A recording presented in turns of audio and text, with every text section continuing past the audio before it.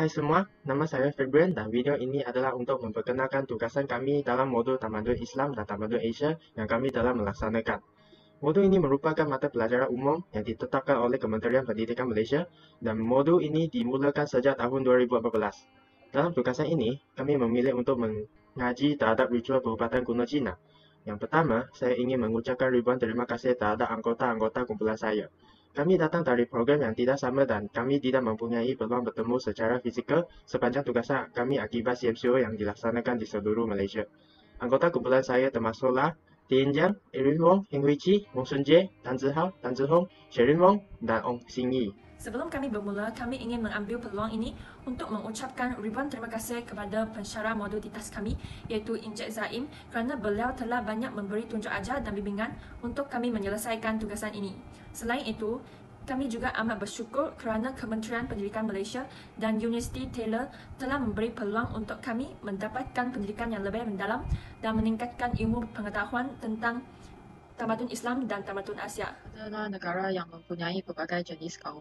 Oleh itu, terdapat berbagai jenis etika dan perubatan yang diturunkan dari masa lalu. Dalam projek ini, kami memutuskan untuk memilih topik ritual perubatan kuno Cina. Antara topik-topik yang lain, terdapat banyak jenis perubatan tradisional Cina dalam ritual perubatan tersebut. Contohnya perubatan herba Cina, akupunktur, makanan sihat tradisional Cina dan sebagainya. Lebih banyak maklumat akan dijelaskan di setiap bahagian berikut.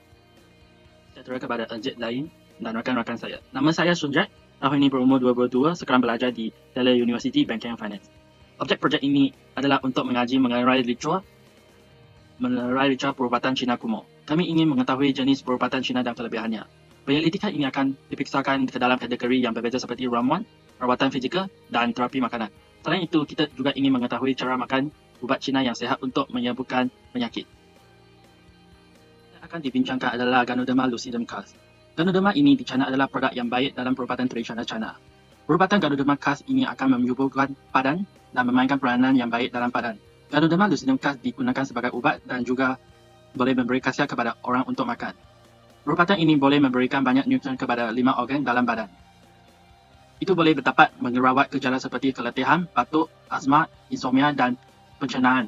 Ia juga dapat melindungi hati, anti-bunuhan, mengatur endokrin dan meningkatkan sistem ketahanan badan. Cordyceps adalah sejenis jamur yang parasitisme di ulat bulu di kawasan pegunungan tinggi. Cordyceps semula jadi sukar diperoleh dan juga mahal. Cordyceps sering digunakan untuk gangguan buah pinggan.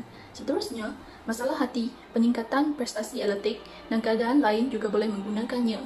Selain itu, Cordyceps dapat meningkatkan imuniti dengan merangsang sel dan bahan kimia tertentu dalam sistem imun. Selain itu, Cordyceps mungkin juga mempunyai aktiviti antibara dan mengurangkan ukuran tumor, terutama dengan kanser paru-paru dan kanser kulit. Perubatan yang telah saya kaji adalah Halia. Halia dikatakan sebagai salah satu perubatan kerana ciri-cirinya. Halia dikatakan dapat membantu menghadamkan makanan dan menguatkuasakan tenaga batin. Pada masa yang sama, ubat-ubatan dari Halia juga dikatakan boleh mengawal beberapa penyakit seperti demam, batuk, sakit tulang, dan sebagainya. Halia juga bersifat kombinatif, stimulan dan pembunuh kuman jika diambil sebagai ubat. Angelica adalah salah satu ubatan Cina yang sering digunakan dalam perubatan di China. Kegunaannya adalah untuk pengedaran darah jantung dan penawar untuk kekurangan darah yang sering mempunyai simptom seperti muka pucat, penglihatan kabur, dan anemia. Angelica juga dapat menambahkan dan menyegarkan sel darah merah seseorang dan memberi peredaran yang lebih baik. Selain itu, Angelica juga penawar untuk sembelit kronik yang sering didapati dalam warga tua dengan melembabkan dan melancarkan pengaliran dalam usus.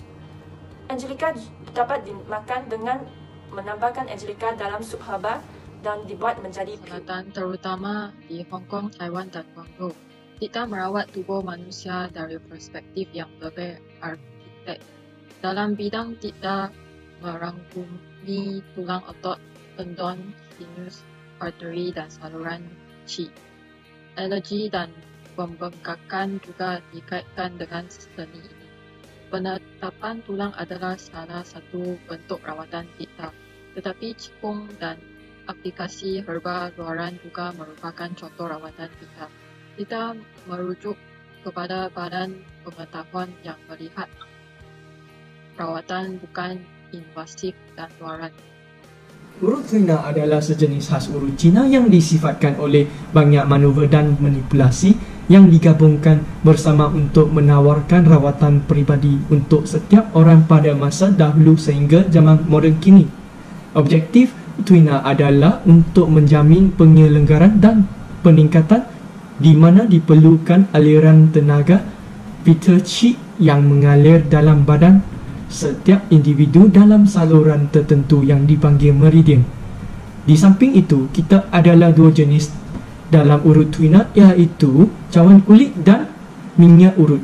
Apabila udara dalam cawan dipanaskan, ia mengembang dan selepas meletaknya pada kulit, menyejuk, menciptakan tekanan lebih kurang dalam cawan yang membenarkan cawan untuk meletak ke kulit melalui sedutan. Punca adalah salah satu rawatan tradisional di mana jarum digunakan untuk ditusuk pada satu titik yang spesifik di bahagian badan.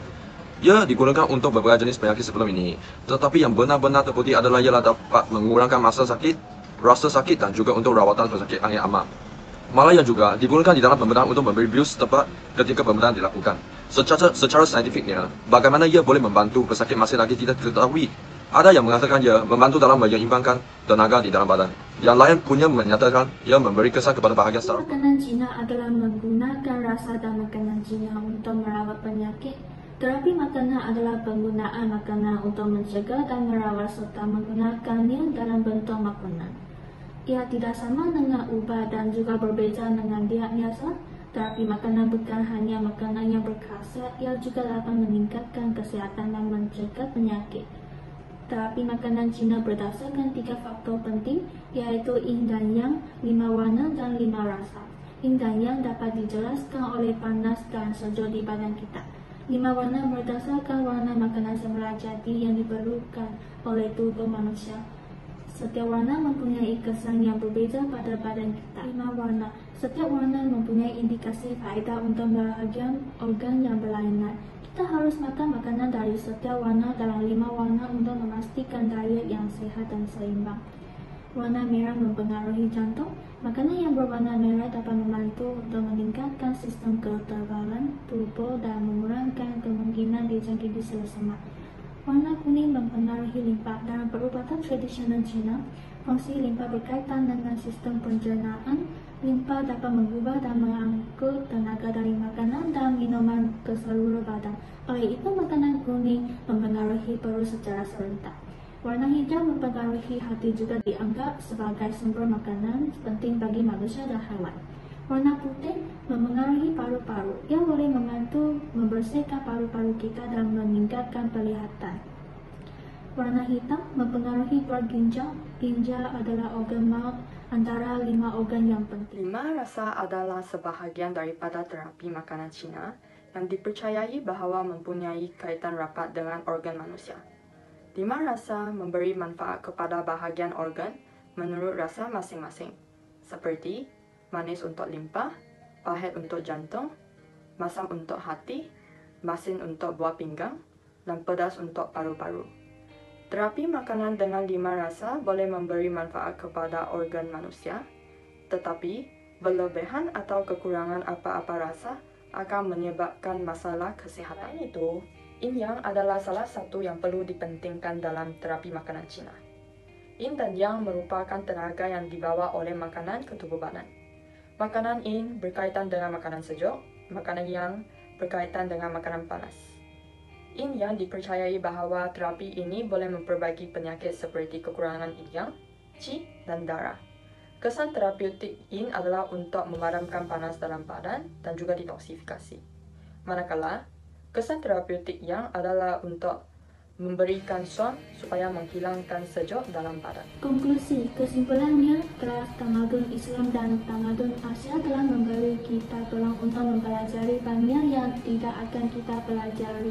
Kami menilai tema ritual perubatan kuno Cina dalam proses kajian. Kami telah belajar banyak tentang perubatan Cina. Sekiranya bukan kerana kelas kita tidak akan ada kesempatan untuk belajar pengetahuan tambahan. Melalui usaha kita telah mencari maklumat yang banyak Kami telah mempelajari banyak ilmu pengetahuan yang merupakan pengalaman berharga. Kesimpulannya, kelas Titas memberi kita kesempatan untuk melaksanakan projek ini bersama-sama dan kerana usaha setiap anggota pasukan dan kerjasama pembahagian kerja, kita dapat melakukan lebih baik dan menyelesaikan penyelidikan ini.